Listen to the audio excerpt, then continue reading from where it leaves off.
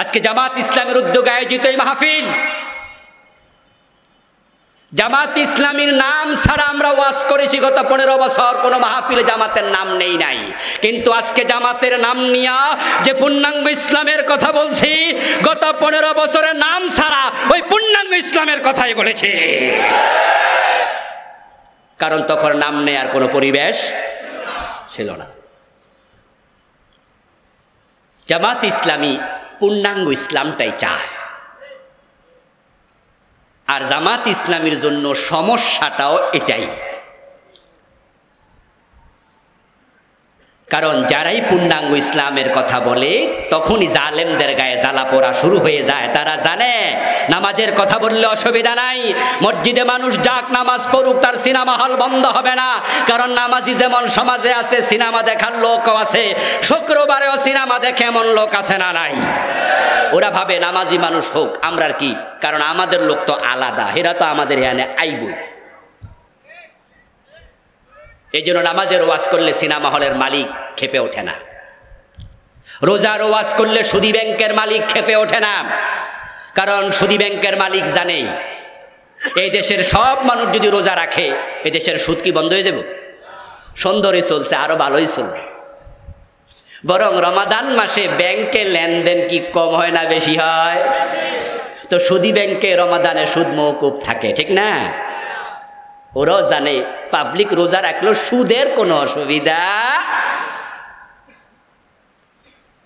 এই জন্য নামাজের ওয়াজ যে হুজুররা করে, যে দল করে, রোজার ওয়াজ যে পীর সাহেব করে, হজের ওয়াজ যে আলেম ওলামা করে, পূর্ণাঙ্গ ইসলামের কথা বলে না, ওই পীর ওই আলেমদেরকে জেল খাটা লাগে না, তাদের বিরুদ্ধে মামলা হয় না। কারণ যারা অর্ধেক ইসলাম মানে তারা শয়তানের দোস্ত। এজন্য আল্লাহ আয়াতের শেষে বলছে, ওয়ালা তাত্তাবিউ খুতুওয়াতিশ শাইতান, ইসলামে পূর্ণাঙ্গ প্রবেশ করো, শয়তানের পদাঙ্ক অনুসরণ করো না। অর্ধেক ইসলাম মানাই মানে হলো বাকি অর্ধেকটা শয়তানের জিম্মায় চলে যায়। তো যারা সুদী ব্যাংকের মালিক, সিনেমা হলের মালিক, যারা মদখোর, মদের ব্যবসায়ী, তারা ভাবে মানুষ নামাজি হবে, রোজাওয়ালা হবে, আমাদের অসুবিধা কি? আমাদের মদ, আমাদের সুদ, আমাদের সিনেমা হল বন্ধ হবে না। এবার আপনাদের কাছে একটু আমি জানবো, দয়া করে যারাই বোঝেন একটু উত্তর দিয়েন, দেশে যদি পূর্ণাঙ্গ ইসলাম আসে সুদী ব্যাংক কি থাকবে? সিনেমা হল চলতে দেয়া হবে? মদের ব্যবসা কি চলবে? মদ পান করলে 80 বেত দিয়ে পিঠের চামড়া তুলে ফেলা হবে। তখন তারা ভাবে পূর্ণাঙ্গ ইসলাম আসলেই তো সমস্যা। এই জন্য তখন তারা, যারা পূর্ণাঙ্গ ইসলামের কথা বলে, তাদের বিরোধিতা করে। আচ্ছা, আল্লামা সাইদি রাহেমাহুল্লাহ, উনাকে আপনারা দেখেছেন, সরাসরি ওয়াজ শুনেছেন, এমন লোকের সংখ্যা এখানে অনেক। এ কুমিল্লা টাউন হলে, এ কুমিল্লা ঈদগাহের মাঠে আমরা কত ওয়াজ শুনেছি, ঠিক কিনা? আচ্ছা, আল্লামা সাইদি 1971 সনে কি করছে এটা আমি নিজেও দেখি নাই, কারণ আমার জন্মই তো 75-এ, স্বাধীনতার 4 বছর পরে।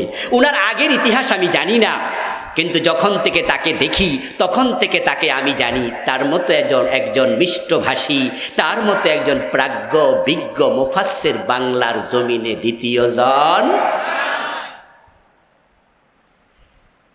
এই দেশের লোকেরা তার ওয়াজ শোনার জন্য পাগলের মতো দৌড়ে যেত, পঙ্গপালের মতো দৌড়ে যেত। আল্লামা সাইদি রাহেমাহুল্লাহর ওয়াজ শোনার জন্য মানুষ দল মত ভুলে যেত, সবাই পাগল হয়ে দৌড়াতো। ওই আল্লামা সাইদি যদি অর্ধেক ইসলামের ওয়াজ করতেন, পূর্ণাঙ্গ ইসলামের ওয়াজ না করতেন, উনি পীর হয়ে যদি মুরিদ বানাতেন, উনার মতো মুরিদ বাংলাদেশে কোনো পীর পেত না। আপনারা জেনে থাকবেন যে উনার বাবা ফুরফুরা শরীফের খলিফা ছিলেন। আল্লামা সাইদি রাহেমাহুল্লাহর বাবা ফুরফুরা শরীফের খলিফা ছিলেন। আচ্ছা, বাবা যদি পীর হয়, ছেলে পীর হওয়া কি কঠিন না সহজ? কত সহজ? পানির মতো সহজ।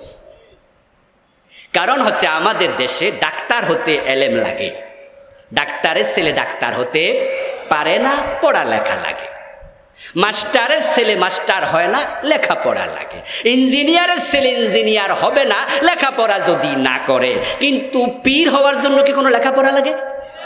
পীরের ছেলে হলেই এর চেয়ে বড় সার্টিফিকেট আর। এখানে ২-৪ জন ৮ রশি দরবারের মুরিদও আজকে আছেন, থাকতেই পারেন। আপনি আমার ভাই, মুসলিম ভাই, আপনাকে বলছি ৮ রশির যে খলিফা, বর্তমান মূল পীর, যিনি গোলাপ ফুল মার্কার মূল ব্যক্তি, উনার নাম কি? ফয়সাল সাহেব। আচ্ছা, ফয়সাল সাহেবের মাঝে একজন পীরের কোন সুরত আছে? আপনারাই বলেন, কোন পীরের কোন সুরত আছে? কিন্তু উনি পীর হলেন কোন যোগ্যতায়? কারণ উনার বাবা পীর। ক্লাস 10-এ পড়ে পীর হয়ে গেছে, কারণ বাবা মরে গেছে, এখন কে হবে? তাই তাকে পীর বানিয়ে দিয়েছে। অসুবিধা নাই, 9-এ পড়লো অসুবিধা নাই, না পড়লো অসুবিধা নাই। যেখানে পীর হওয়া এত সোজা, আল্লামা সাইদি রাহেমাহুল্লাহর পীর হওয়ার সুযোগ ছিল কি না? এবার আপনাদের কাছে জিজ্ঞাসা করতে চাই, পীর হওয়ার মতো যোগ্যতা উনার ছিল কিনা? পীর হইলে কি এই দেশে মামলা খায় না হালুয়া রুটি খায়? হালুয়া রুটি খাওয়ার সুযোগ ছিল কিনা? জেলে কি এক যোগ পচা লাগতো না আরামে থেকে মরতে পারতো? আমরা সবাই বুঝি, কিন্তু পূর্ণাঙ্গ ইসলামের কথা বললে আরামে থাকা যায় না। আল্লাহ নবী সাহাবারা জীবন দিয়েছেন যেই পথে, আমরা হাসতে হাসতে সে পথে চলতে চাই। পূর্ণাঙ্গ ইসলাম মানা ফরজ, ফরজের কথা বলে প্রয়োজনে শাহাদাত বরণ করতে চাই।